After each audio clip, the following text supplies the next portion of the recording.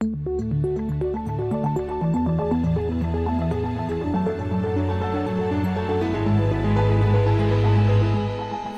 This Morning.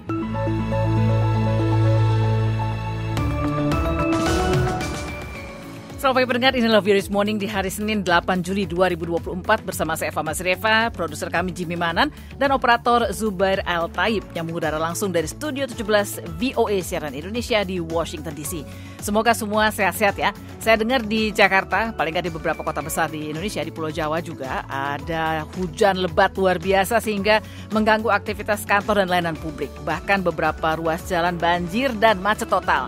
Nah, semoga hari ini udah lebih baik karena kami di DC sebenarnya juga mengalami hal yang sama. Bukan karena hujan, tapi karena ada KTT NATO. Jadi ada peningkatan keamanan, penutupan jalan, pembatasan parkir, perubahan jadwal layanan kereta api dan bus. Pokoknya ribet, jadinya ribet minggu ini. Karena yang hajatan yang orang lain, yang warga lokal kena dampak juga.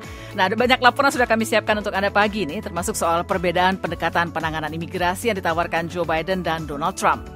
These couples have been raising families. Sending their kids to church and school, paying taxes. Pasangan-pasangan suami istri ini telah membesarkan keluarga, menyekolahkan anak-anak dan mengantar mereka ke gereja, membayar pajak. Juga dengan lewatkan laporan tentang tindak pidana perdagangan orang di mana pelakunya, ada tahu nggak? Ternyata pelakunya adalah Gen Z.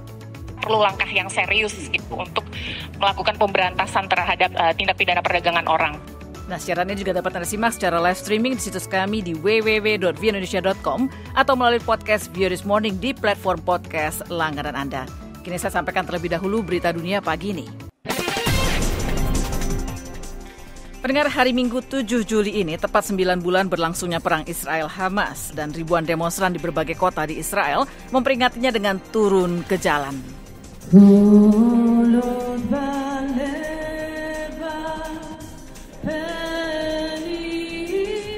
Selain menyerukan gencatan senjata, mereka juga mendesak Perdana Menteri Benjamin Netanyahu untuk segera mengundurkan diri. Days of Disruption, demikian nama gerakan unjuk rasa yang dilakukan pada hari Minggu ini, dimulai tepat pukul 6.29 pagi waktu setempat saat ketika kelompok militan Hamas meluncurkan roket-roket pertama ke bagian selatan Israel 1 tahun lalu, menewaskan 1.200 orang dan menculik sekitar 250 sandera. Para demonstran memblokir jalan-jalan utama dan berunjuk rasa di luar rumah-rumah anggota parlemen Israel. Di dekat perbatasan Gaza, para demonstran melepaskan 1.500 balon berwarna hitam dan kuning yang melambangkan mereka yang tewas diculik. Salah seorang demonstran, Hannah Golan, mengatakan dia ikut berdemonstrasi karena pengabaian terhadap komunitasnya oleh pemerintah Israel yang sangat menyedihkan. I'm here today because my government can't get the hostages back home. It's that simple. They just can't and they don't want. And after 9 months of Golah mengatakan hari ini sudah 9 bulan berlalu dan tetap saja tidak ada seorang pun dalam pemerintahan Israel yang bertanggung jawab. Namun Netanyahu telah sejak awal mengatakan diskusi soal kegagalan keamanan luar biasa di negaranya baru akan dilakukan setelah pertempuran berakhir. Dalam perkembangan lainnya, Israel-Hamas diperkirakan akan segera mencapai gencatan senjata setelah Hamas membatalkan tuntutannya agar kesepakatan apapun mencakup penghentian perang secara menyeluruh. Meskipun kedua pihak mengatakan masih ada kesenjangan yang signifikan. Perundingan untuk mengakhiri pertempuran itu telah menemui jalan buntu selama berminggu-minggu. Tapi dua pejabat Hamas pada hari Minggu mengatakan kelompok itu kini sedang menunggu tanggapan dari Israel tentang proposal yang baru. 5 hari setelah mereka menerima beberapa poin utama dari proposal yang diajukan Amerika untuk mengakhiri perang. Meskipun demikian, warga Palestina yang lelah berperang di jalur Gaza mengatakan mereka ragu kesepakatan akan tercapai. إحنا عشنا يعني 9 شهور معاناة كل يوم بسنة. معاناة كل يوم بسنة. Hebaradi, seorang ibu 6 anak di kota Deir al-Balah di Gaza, mengatakan telah 9 bulan hidup menderita. Gencatan senjata seakan menjadi mimpi yang jauh. Setiap hari kami mengatakan pada diri sendiri besok akan ada gencatan senjata. Juga besok akan lebih baik. Tapi ketika fajar tiba, para perunding mengatakan gencatan senjata ditunda.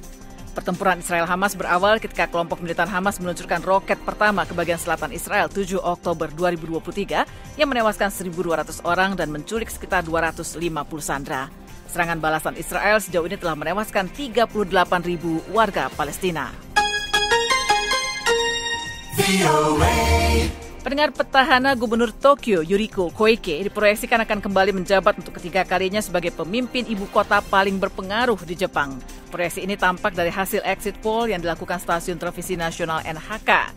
Beberapa saat sebelum exit poll itu keluar, Koike muncul di markas tim kampanyenya di Tokyo untuk menyampaikan rasa terima kasih kepada para pemilih. 3度目お預かりするにあたりまして、私これからもしっかりと全身全霊で対応していきたい。 Koike, mantan penyiar televisi yang penuh gaya dan sangat memahami media, pertama kali terpilih di parlemen tahun 1992 pada usia 40 tahun. Ia mengabdi di beberapa pos utama kabinet termasuk sebagai Menteri Lingkungan Hidup dan Menteri Pertahanan yang merupakan bagian dari Partai Demokrat Liberal yang sudah lama berkuasa. Tokyo adalah kota berpenduduk 13,5 juta jiwa dengan kekuatan politik dan budaya yang sangat besar dan anggaran yang bahkan menyamai beberapa negara. Tokyo juga merupakan salah satu pos politik paling berpengaruh di Jepang. Haiti hari ini memperingati 3 tahun pembunuhan Presiden Moïse. Perdana Menteri Gary Conille dan 9 anggota Dewan Transisi yang ditunjuk juga ikut menghadiri perayaan misa hari ini. Presiden Moïse ditembak 12 kali oleh sekelompok pasukan bersenjata yang menyerbu kediamannya di Port-au-Prince dan melukai istrinya, Martine, pada 7 Juli 2021. Sejumlah orang telah ditangkap, termasuk 11 orang yang saat ini berada di penjara Amerika. Jaksa penuntut di Amerika menuduh telah terjadinya konspirasi besar di antara para pembunuh di Haiti dan Florida untuk menyewa tentara bayaran untuk menyingkirkan Moïse yang kemudian mendapatkan keuntungan dari kontrak-kontrak dengan pemerintahan mendatang. Di antara orang-orang yang ditangkap adalah 18 mantan tentara Kolombia yang kini ditahan di Haiti. Pertemuan puncak para pemimpin Afrika Barat pada hari Minggu ini dibuka di tengah-tengah gejolak politik setelah beberapa penguasa militer Niger, Mali, dan Burkina Faso mengukuhkan persatuan mereka dengan memisahkan diri dalam sebuah pertemuan lain. Informasinya kami sampaikan sesaat lagi. Nah, sebelum saya sampaikan soal ECOWAS, ada satu berita utama nih. Kandidat Presiden Amerika Joe Biden dan Donald Trump berbeda pendapat mengenai imigrasi. Keduanya berselisih mengenai imigrasi pada debat pertama mereka.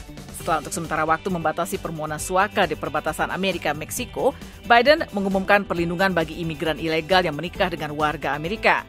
Sementara Trump di sisi lain mengatakan dia akan melakukan deportasi besar-besaran. Laporannya disampaikan Arif Budiman. Presiden Amerika Joe Biden mengatakan beberapa imigran ilegal yang menikah dengan warga negara Amerika akan diizinkan mengajukan permohonan izin tinggal permanen tanpa terlebih dahulu meninggalkan Amerika melalui program pembebasan bersyarat yang baru. These couples have been raising families, sending their kids to church and school, paying taxes. Pasangan-pasangan suami istri ini telah membesarkan keluarga, menyekolahkan anak-anak dan mengantar mereka ke gereja, membayar pajak, berkontribusi pada negara kita selama 10 tahun atau lebih. Langkah Biden ini menyusul penangguhan permohonan suaka di perbatasan selatan ketika jumlah migran yang menyeberang tanpa izin mencapai rata-rata harian 2.500 orang. I'm not interested in playing politics with border or immigration. Saya tidak tertarik bermain politik di perbatasan atau mengenai imigrasi. Saya tertarik untuk memperbaikinya. Penangguhan suaka tidak mencakup korban perdagangan orang, migran yang menghadapi keadaan darurat medis, atau anak-anak tanpa pendamping. Elizabeth Fakira adalah profesor sosiologi dan kebijakan publik di George Washington University yang penelitiannya berfokus pada kelompok-kelompok rentan dan aneka ragam. I think Biden when he started had very good intentions. Biden ketika memulainya memiliki niat yang sangat baik secara umum. Atau kebijakannya tampak lebih pro-imigran. Trump mengatakan rencana Biden untuk mereka yang menjadi pasangan warga negara Amerika Serikat adalah serangan langsung terhadap demokrasi Amerika. Ketika saya terpilih kembali, rencana amnesti ilegal Joe Biden akan dibatalkan dan dibuang pada hari pertama saya kembali menjabat. Trump menjanjikan deportasi besar-besaran. Kita tidak punya pilihan. Sesaat setelah pelantikan saya, kita akan memulai operasi deportasi domestik terbesar di Amerika. Imigrasi sangat memecah belah para pemilih Amerika dengan lebih dari 60% pendukung Trump mendukung upaya nasional untuk mendeportasi imigran ilegal, menurut data Pew Research. Jajak pendapat tersebut menunjukkan para pemilih Partai Demokrat dan mereka yang cenderung memilih Partai Demokrat juga mulai mengubah isu ini. Dengan 16% mengatakan bahwa imigran ilegal tidak boleh diizinkan untuk tinggal di Amerika Serikat. Angka tersebut naik dari 9% ketika Biden dan Trump terakhir kali berdebat pada tahun 2020. Arif Budiman, VOA Washington.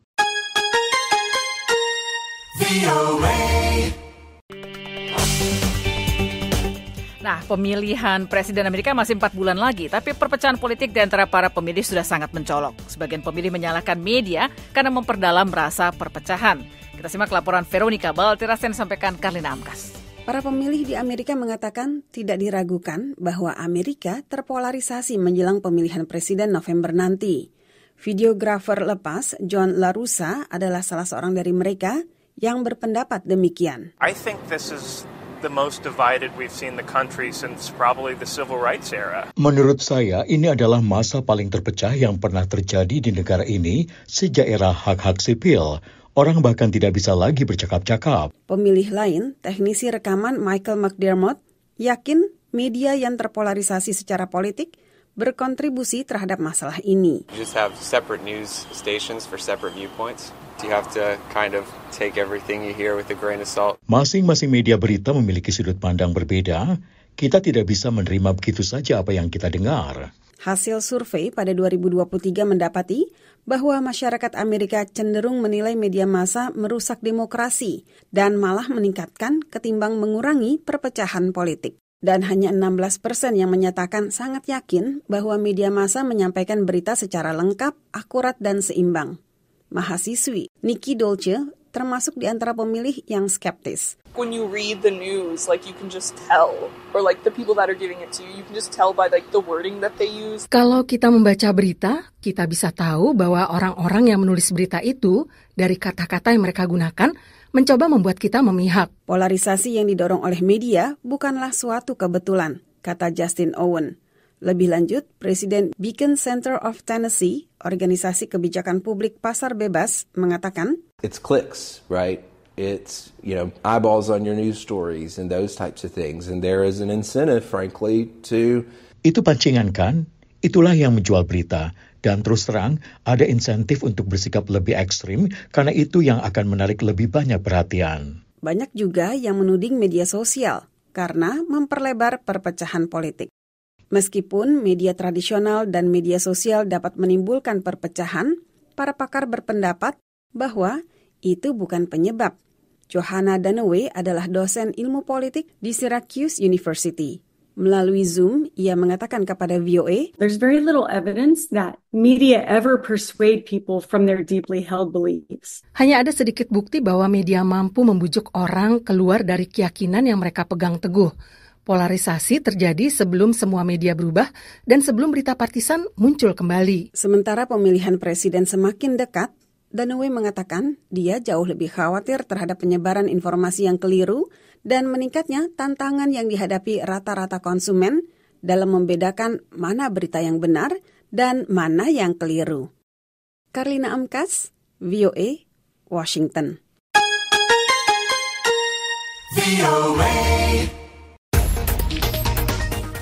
Pendengar, modus dan korban yang menjadi sasaran tindak pidana perdagangan orang atau TPPO kini bergeser.